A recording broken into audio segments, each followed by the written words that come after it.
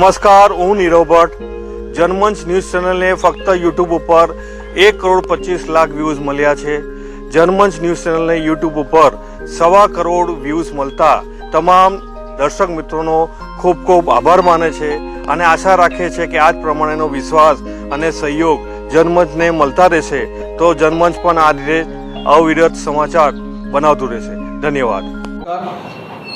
Bharatiya Janata party Dadra Nagar Haveli Daman Diu प्रदेश की ओर से आज की इस प्रेस कॉन्फ्रेंस में मैं आप सभी मीडिया मित्रों का हार्दिक स्वागत करता हूं। आज हमारे भारतीय जनता पार्टी के प्रदेश अध्यक्ष श्री दीपेश टंडेल जी द्वारा आज की इस प्रेस कॉन्फ्रेंस को संबोधित किया जाएगा। इस कार्यक्रम का विषय, जैसा आप सबको मालूम है कि हमारे यशस्वी प्रधानमंत्री श्री नरेंद्र मोदी जी की सरकार को सफलतम 8 वर्ष पूर्ण हुए हैं। इस उपलक्ष्य में राष्ट्रीय स्तर पर और प्रदेशों के स्तर पर भारतीय जनता पार्टी द्वारा विविध राज्यों में और विविध संघ प्रदेशों में एक प्रेस कॉन्फ्रेंस के माध्यम से आदरणीय नरेंद्र मोदी जी की सरकार की 8 वर्ष की उपलब्धियों को आपके सामने आपके माध्यम से जनता तक पहुंचाने के लिए इस प्रेस कॉन्फ्रेंस का हमने आयोजन किया है।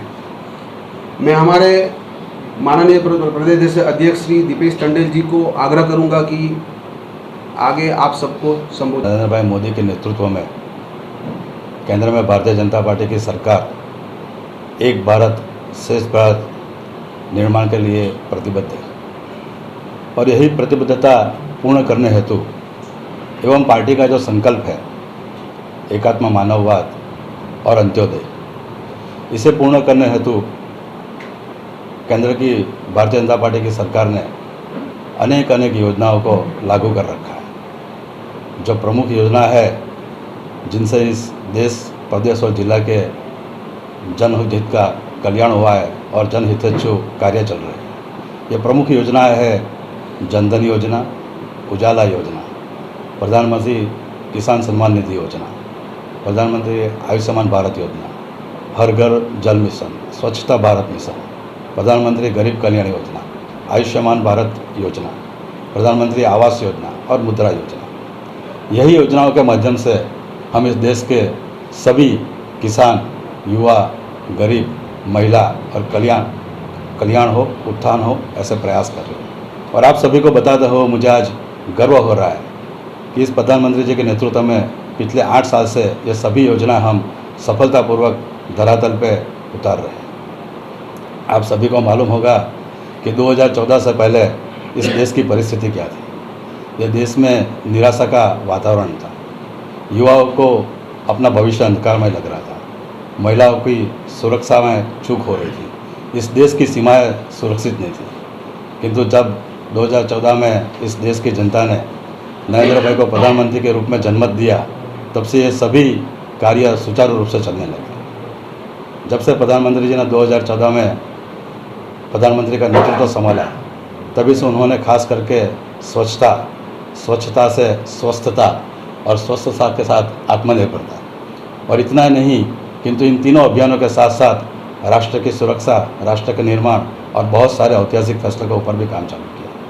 आपको याद होगा कि जब 2014 में प्रधानमंत्री जी ने खुद स्वच्छता अभियान को जन जन तक पहुंचाने के लिए उन्होंने खुद सफाई अभियान चालू किया। उन्होंने खुद रास्ते पर, समुद्र किनारे पर, महाविद्यालयों में यह अभियान चलाया और जनता ने इसे पूरा सहयोग देते हुए इस स्वच्छता अभियान को जन जन का आंदोलन बना दिया।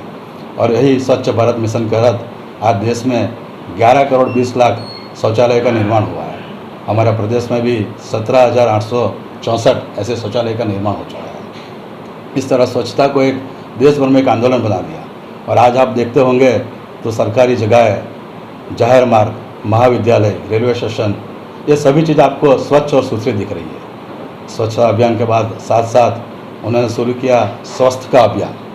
और स्वस्थ का अभियान ये खाली नाम नहीं है। स्वस्थ अभियान को सुचारू रूप से लागू करने के लिए इस देश में 7 IIM, 15 all India AIIMS, all India institute of medical science, ऐसी 15 एम्स खोली गई। हर एक ज़िले में मेडिकल कॉलेज का निर्माण चालू किया। आज आपको बताते हुए हमें गर्व हो रहा है कि पूरे देश में 200 से ज़्यादा मेडिकल कॉलेज का निर्माण हो चुका है। हमारे दादरा नगर हवेली दमन दीव में भी हमारे पास 12 सीट थी, आज ये 12 सीट से भरकर एक मेडिकल कॉलेज हो सकती है। साथ साथ स्वस्थ को लोगों की जनता का स्वास्थ्य बना रहे और स्वास्थ्य का इंफ्रास्ट्रक्चर खड़ा हो, इसके लिए नर्सिंग कॉलेज, पैरामेडिकल कॉलेज, ऐसे बहुत सारे कॉलेजों का निर्माण हुआ है। खाली इंफ्रास्ट्रक्चर खड़ा करना इतना ही काम नहीं था, किंतु गरीब लोगों को स्वास्थ्य का लाभ मिला, उसके लिए आयुष्मान भारत योजना लॉन्च की। और आपको बताते हुए हमें खुशी हो रही है कि आज देश में 18 करोड़ से ज़्यादा लोगों ने इस आयुष्मान कार्ड के अंतर्गत अपना पंजीकरण कराया है, और उसमें से 3 करोड़ 20 लाख लोगों ने 5 लाख तक का अपना ऑपरेशन हो, अपना फ्रैक्चर हो, ऐसा हॉस्पिटल से लाभ भी लिया है। हमारे दादरा नगर हवेली दमन दीव में भी जो आयुष्मान भारत कार्ड है वो 1,55,000 से ज़्यादा पंजीकरण हुआ है और 8,100 लोगों ने इसका लाभ भी लिया हुआ है। खाली आयुष्मान भारत ही नहीं, किंतु लोगों को मुफ्त सस्ते में दवा मिल जाए, इसके लिए जन औषधि केंद्र भी शुरू किए हैं। पूरे देश भर में 8,727 जन औषधि केंद्र और दादरा नगर हवेली और दमन दीव में 40 से ज़्यादा जन औषधि केंद्र उपलब्ध है, और यही जन औषधि केंद्र के माध्यम से पूरे देश, प्रदेश, जिला और गांव के लोगों को बहुत ही सस्ते भाव में दवाएं मिल रही है। दवा के साथ साथ लोगों का स्वास्थ्य बना रहे, उसके लिए हेल्थ वेलनेस सेंटर, खाली हम अपने प्रदेश की बात करें तो हमारे प्रदेश में हेल्थ वेलनेस सेंटर और प्राइमरी हेल्थ सेंटर ऐसे 90 सेंटर कार्यरत है। आप सभी को मालूम होगा कि स्वास्थ्य का सबसे बड़ा परिणाम हमें कोरोना काल में मिला। जब कोरोना जैसी महामारी पूरे विश्व में फैल गई, तब यही प्रधानमंत्री द्वारा उठाया गया सकारात्मक कार्यों की वजह से हमारा देश कोरोना के साथ में लड़ने में अग्रसर रहा। ज़्यादातर अनुभव ऐसा रहा है कि जब भी कोई भी ऐसी महामारी आई, तब ऐसी रसी, वैक्सीन ढूंढने में सालों निकल गए, लेकिन प्रधानमंत्री जी के कुशल नेतृत्व में 10 महीने में इसकी वैक्सीन ढूंढी गई और इस देश में 190 करोड़ लोगों को वैक्सीनेशन किया गया। दादरा नगर हवेली और दमन दीव में भी प्रथम डोज 2,73,000 और सेकंड डोज 2,32,000 का दिया गया। साथ साथ जब कोरोना जैसा महाकाल चल रहा था, तब लोगों को रोजगार की समस्या थी, गरीबों को तकलीफ ना पड़े, इसके लिए प्रधानमंत्री गरीब कल्याण योजना का लागू की गई और प्रधानमंत्री गरीब कल्याण योजना के माध्यम से करीबन 80 करोड़ लोगों को इस देश में मुफ्त अनाज दिया गया और हमारे प्रदेश में भी 2,59,200 लोगों को इस मुफ्त अनाज का लाभ मिला और 60,000 से ज़्यादा परिवार इसके लाभ उठाते रहे। यानी स्वच्छता के साथ स्वस्थता और स्वस्थता के आगे बढ़ते हुए आत्मनिर्भर भारत की ओर कार्य आगे बढ़ाया। आपको याद होगा कि जैसे ही 2014 में उन्होंने नेतृत्व संभाला, आत्मनिर्भर भारत उनकी प्राथमिकता थी और आत्मनिर्भर भारत और इस देश का हर एक आदमी आगे बढ़े, इसलिए सबसे पहले उन्होंने जो इस देश में सबसे बड़ा भ्रष्टाचार बढ़ा हुआ था वो था काला धन, और काला धन के ऊपर इस देश से मुक्ति देने के लिए उन्होंने नोटबंदी की और खाली नोटबंदी करके काला धन समाप्त किया, इतना नहीं किंतु साथ साथ जनधन योजना भी चालू की और जनधन योजना के माध्यम से अच्छे व्यवहारिक ट्रांजैक्शन हो, उसके लिए आज 45 करोड़ अकाउंट खोले गए और उसमें 25 करोड़ महिलाएं रही। हमारे प्रदेश में भी 2,13,000 से ज़्यादा जनधन के अकाउंट खुले हैं और आपने देखा होगा कि 2 दिन पहले ही जब किसान सम्मान निधि का कार्यक्रम शिमला में हुआ, तब यही जनधन अकाउंट की वजह से डायरेक्ट बेनिफिट ट्रांसफ़र यानी किसानों के अकाउंट में 2,000 रुपया सीधा जमा हुआ। यानी आत्मनिर्भर भारत की ओर हमारा जो कदम है वो जनधन योजना के साथ साथ लोगों को आत्मनिर्भर बनाने के लिए प्रधानमंत्री आवास योजना का भी लागू की गई और इस देश में 1 करोड़ 22 लाख शहरी आवास योजना और 2 करोड़ 43 लाख ग्रामीण आवास योजना बनाई गई। खाली आवास ही नहीं, लेकिन उनको अच्छा आरोग्य मिले, इसलिए हर घर जल मिशन, इसके अंतर्गत 6 करोड़ 20 लोगों को नल का कनेक्शन दिया गया। हमारे प्रदेश में भी 85,000 से ज़्यादा इस बारे में जल का कनेक्शन दिया गया है। हर घर जल मिशन के साथ साथ आगे बढ़ते हुए जो सबसे ज़्यादा गरीब लोग हैं, रेहड़ी पटड़ी और फुटपाथ पे काम करने वाले, ऐसे लोगों के भी उनके व्यवसाय चले, इसके लिए इस प्रदेश में 22 से ज़्यादा लोगों को इसका लाभ दिया गया। साथ साथ जो एंटरप्रेन्योर है, जो युवा है, उनका भी शक्ति आगे बढ़े, उन्होंने भी उनका भविष्य अच्छा रहे, उसके लिए मुद्रा योजना की शुरुआत की गई और इस प्रदेश में 4,500 से ज़्यादा लोगों को मुद्रा योजना का लाभ मिला है। यानी हर क्षेत्र में लोगों को आत्मनिर्भर बनाने के कार्य हो रहे हैं। इतना ही नहीं, युवाओं को आगे बढ़ाने के लिए खेल कूद के नए आयाम किए गए। हमारे प्रदेश में आपने देखा होगा कि अंतर्राष्ट्रीय कक्षा का एक बहुत ही बड़ा स्टेडियम बन चुका है। साथ में हर जिले में, हर प्रदेश में IIT हो, इंजीनियरिंग कॉलेज हो, नर्सिंग कॉलेज हो, नेशनल एजुकेशन पॉलिसी हो, ऐसे हर एक क्षेत्र में काम हुआ ताकि युवाओं का भविष्य उज्जवल बने और ऊर्जामय बने। महिलाओं को भी सशक्तिकृत कराने के लिए हर क्षेत्र में काम किया गया। आपको याद होगा कि महिलाएं पहले धुएं से लेकर अपना खाना बनाई थी और उनका स्वास्थ्य खराब होता था, लेकिन उजाला योजना को स्टार्ट करते हुए 9 करोड़ से ज़्यादा महिलाओं को मुफ्त गैस देके उनका स्वास्थ्य अच्छा रहे और उनको गैस मुफ्त लेवल पर उपलब्ध कराया। हमारे दादरा नगर हवेली दमन दीव में भी 15,150 महिलाओं को इसका लाभ दिया गया। इतना नहीं, महिलाओं सशक्तिकरण हो, नेतृत्व करे, इसलिए इस प्रदेश में 50% सीटें महिलाओं के लिए आरक्षित की गई। यानी हर क्षेत्र में काम हो रहा है। आत्मनिर्भर भारत, युवाओं के लिए अवसर, महिलाओं को सशक्तिकरण और साथ साथ जो स्वच्छता से स्वस्थता, स्वस्थता से आत्मनिर्भरता, इतना ही नहीं किंतु बहुत सारे ऐसे ऐतिहासिक फैसले लिए गए जिसकी वजह से आज हम भारत देश विश्व पटल पर आगे बढ़ रहा है। आपने देखा होगा कि सालों से जम्मू कश्मीर में एक बड़ी समस्या थी। एक ही देश होने के बाद 2 विधान, 2 निशान और 2 प्रधान थे, लेकिन प्रधानमंत्री ने एक ऐतिहासिक कदम उठाते हुए आर्टिकल 370 को रिमूव किया और पूरे जम्मू कश्मीर को इस देश का अखंड भाग बना दिया। साथ साथ राम मंदिर निर्माण की शुरुआत की। 70 सालों से जो काम अटका हुआ था और जिसकी वजह से देश भर में आंदोलन हो रहे थे, लेकिन प्रधानमंत्री ने बहुत ही कुशलता के साथ आज राम मंदिर बनाने का निर्माण कार्य शुरू किया।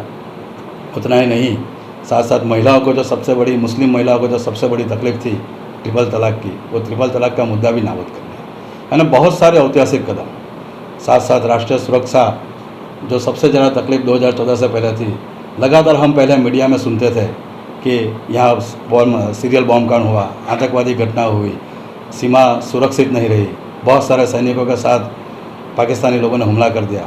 लेकिन आपने देखा होगा 2014 के बाद हमने ऐतिहासिक कदम उठाते हुए उनकी सीमा में जाके हमारे सैनिक ने जाके एयर स्ट्राइक की है, सर्जिकल स्ट्राइक की है। और पिछले 8 सालों में आपको कभी सुनने में नहीं आया होगा कि कोई बड़े शहर, बड़े ज़िले में सीरियल बॉम्ब कांड हुआ है आतंकवादी घटना की। यानी पूरी तरह से सुरक्षा मुहैया करते हुए इस देश की जनता को एक अच्छा सुनहरा ईज़ ऑफ लिविंग का संदेश दिया। इतना ही नहीं, बहुत सारे इंफ्रास्ट्रक्चर कार्य आपने देखा होंगे कि आज तक खाली 50 एयरपोर्ट का निर्माण हुआ था, लेकिन पिछले 8 सालों में 80 से ज़्यादा एयरपोर्ट का निर्माणाधीन कार्य कंप्लीट हो चुका है और 2024 तक 130 से ज़्यादा एयरपोर्ट कार्यरत हो जाएंगे। 2014 से पहले प्रतिदिन सिर्फ 12 किलोमीटर हाईवे का निर्माण होता था, लेकिन आज प्रधानमंत्री के कुशल नेतृत्व में प्रतिदिन 37 किलोमीटर हाईवे का निर्माण हो रहा है।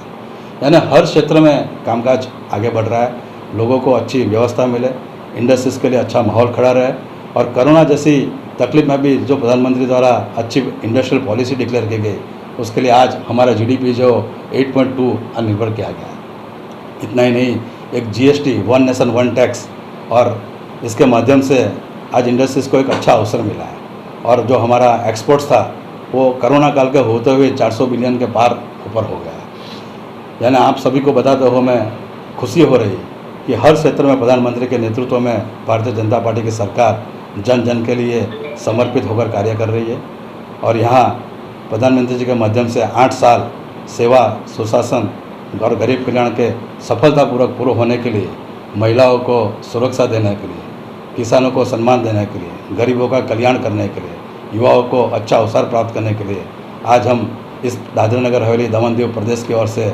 देश के यशस्वी प्रधानमंत्री नरेंद्र भाई मोदी का बहुत बहुत अभिनंदन और धन्यवाद करते हैं। जय हिंद, जय दादरा नगर हवेली दमन दीव। अध्यक्ष जी, 8 साल में विकास काफ़ी हुआ है, ये तो पूरा भारत में प्रसिद्ध हो, लेकिन कहीं ना कहीं संघ प्रदेश में पानी की असुविधा है और मुख्य मार्ग उसकी हालत बहुत ख़राब है।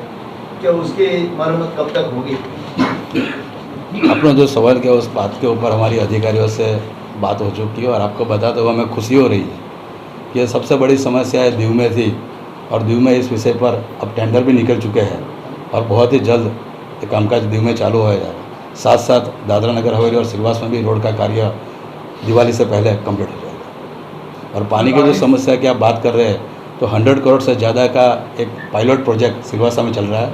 बहुत ही लंबे वर्षों से ये प्रोजेक्ट अटका पड़ा था, यानी ये 100 करोड़ की निधि इस प्रोजेक्ट के लिए दी गई है। वहाँ से दमन और नगर हवेली तक पाइपलाइन डाल चुकी है। अब खाली जो पंचायत तक पाइपलाइन डालने उनका कार्य चल रहा है।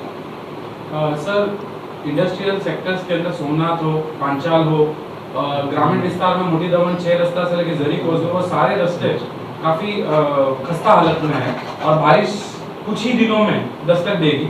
ऐसे समय में सर पार्टी क्या करेगी? हमने आपको बताया कि हमने अधिकारियों से बात की है और यही बात की प्राथमिकता दीव के लिए थी, तो दीव के टेंडर निकल चुके हैं। आने वाले दिनों में दमन और सिलवास में भी यह व्यवस्था पूरी हो जाएगी। सर विकास की बात करें तो दमन के अंदर बिजली दरों में भी बड़ा विकास देखने मिला है, तो ऐसे में आप क्या कहना चाहोगे?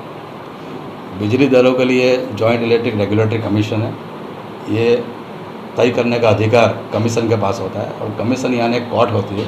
कमीशन ये तय करने से पहले जनता को पूरा मौका देती है और जनता को जो मौका दिया उनके माध्यम के बाद ही JERC ने तय किया, तो ये कमीशन का निर्णय है, एक कोर्ट का निर्णय है।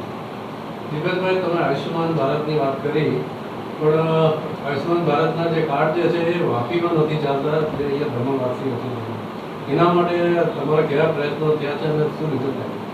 એના માટે અમારા ડૉક્ટર સંઘના કન્વીનર બીજલ કાપડિયા પ્રયાસ કરી રહ્યા છે ને હાલે અમણે વાપીમાં 3 હોસ્પિટલમાં જોડે સંકલન કરી ને એ કાર્ય ચાલુ કરાવ્યું છે અને વલસાડમાં બી 2 હોસ્પિટલ જોડે સંકલન કર્યું છે ને એ છતાં બી તમારા પાસે એવી કોઈ સમસ્યા આવે તો તમે અમારા જે ડૉક્ટર સંઘના સંયોજક છે બીજલભાઈ કાપડિયા એના સંપર્ક કરી શકો છો અથવા મને હોસ્પિટલનું નામ જાહેર કરી શકો? એ તમને ડૉક્ટર બીજલ કાપડિયા પૂર્ણ રીતે સમજાવશે. એમની પાસે જવાબદારી છે અને ડૉક્ટર સંઘના કન્વીનર છે. टैक्सी स्टैंड के आयोगे देने होंगे हमें जो क्यों काले असली है आकार वाची ले असली है अरे आपको असली है ओके पूरा आदर एम एंगल होगा जीवन व्यवस्था चाहिए